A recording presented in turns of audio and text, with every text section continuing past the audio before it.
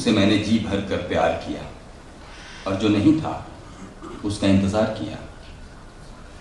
मैंने इंतजार किया, अब कोई बच्चा भूखा रहकर स्कूल नहीं जाएगा, अब कोई छत बारिश में नहीं टपकेगी, अब कोई आदमी कपड़ों की लाचारी में अपना नंगा चेहरा नहीं पहनेगा, अब कोई दवा के अभाव में घुट घुट कर नहीं मरेगा, अब कोई किसी की रोटी नहीं छीनेगा, कोई किसी को नंगा नहीं करेगा। इस तरह जो था उसे मैंने जी भर कर प्यार किया, और जो नहीं था उसका इंतजार किया। मैंने इंतजार किया कि अब कोई बच्चा भूखा रहकर स्कूल नहीं जाएगा, अब कोई छत बारिश में नहीं टपकेगी, अब कोई आदमी कपड़ों की लाचारी में अपना नंगा चेहरा नहीं पहनेगा, अब कोई दवा के अभाव में घुट घुट कर नहीं मरेगा, अब कोई किसी की रोटी नहीं छीनेगा, कोई किसी को नंगा नहीं करेगा। अब ये जमीन अपनी है, आसमान अपना है, जैसा पहले हुआ करता था। सूर्य हमारा सपना है। मैं इंतजार करता रहा, इंतजार करता रहा, इंतजार करता रहा।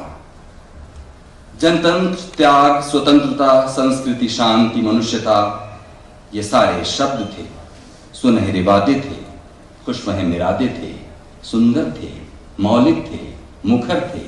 मैं सुनता रहा, सुनता रहा, सुनता रहा। मतदान होते रहे, मैं अपनी सम्मोहित बुद्धि के नीचे उसी लोकनायक को बार बार चुनता रहा जिसके पास हर शंका, हर सवाल का एक ही जवाब था, यानी कि कोर्ट के बटन के होल में महकता हुआ एक फूल, गुलाब का। वो हमें विश्व शांति और पंचशील के सूत्र समझाता रहा, मैं खुद को समझाता रहा, जो मैं चाहता हूं वही होगा, होगा, आज नहीं तो कल, मगर सब कुछ सही होगा। भीड़ बढ़ती रही, चौराहे चौड़े होते रहे, लोग अपने अपने हिस्से का अनाज खाकर निरापद भाव से बच्चे जमते रहे, योजनाएं चलती रहीं, बंदूकों के कारखानों में जूते बनते रहे, और जब कभी मौसम उतार पर होता था, हमारा संशय हमें गूंजता था, हम उत्तेजित होकर पूछते थे, ये क्या है,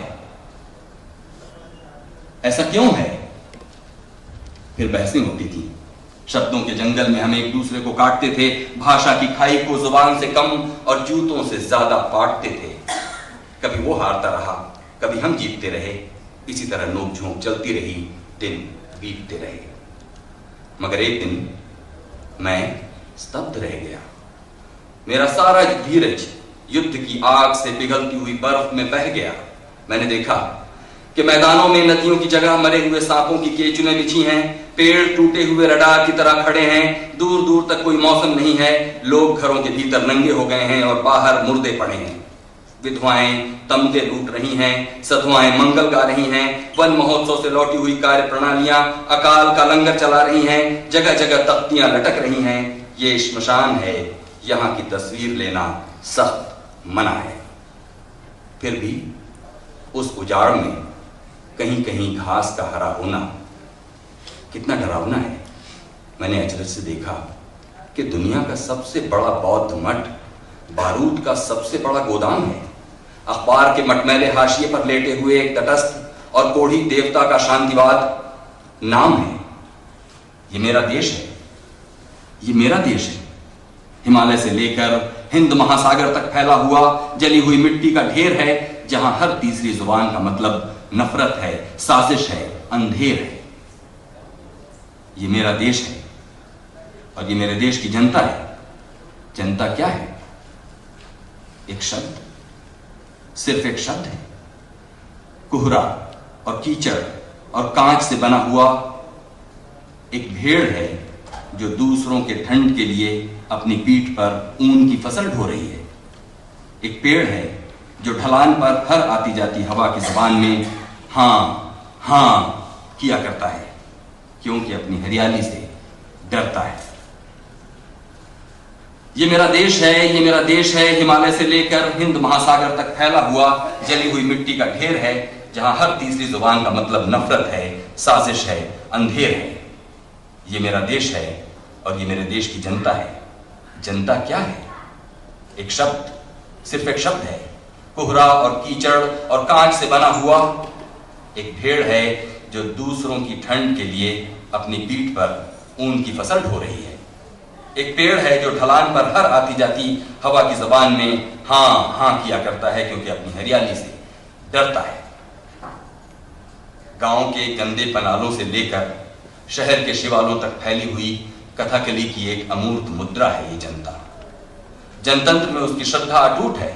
उसको समझा दिया गया है कि यहां ऐसा जनतंत्र है जिसमें जिंदा रहने के लिए घोड़े और घास को एक जैसी छूट है।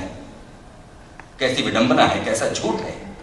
दरअसल अपने यहां जनतंत्र एक ऐसा तमाशा है जिसकी जान मदारी की भाषा है।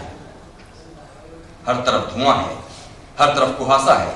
जो दांतों और दलदलों का दलाल है वही देशभक्त है। अंधकार में सुरक्षित होने का नाम तटस्थता है। यहां कायरता के चेहरे पर सबसे ज्यादा रक्त है। जिसके पास थाली है, हर भूखा आदमी उसके लिए सबसे भद्दी गाली है। हर तरफ कुआं है, हर तरफ खाई है। यहां सिर्फ वो आदमी देश के करीब है जो या तो मूर्ख है या फिर गरीब है।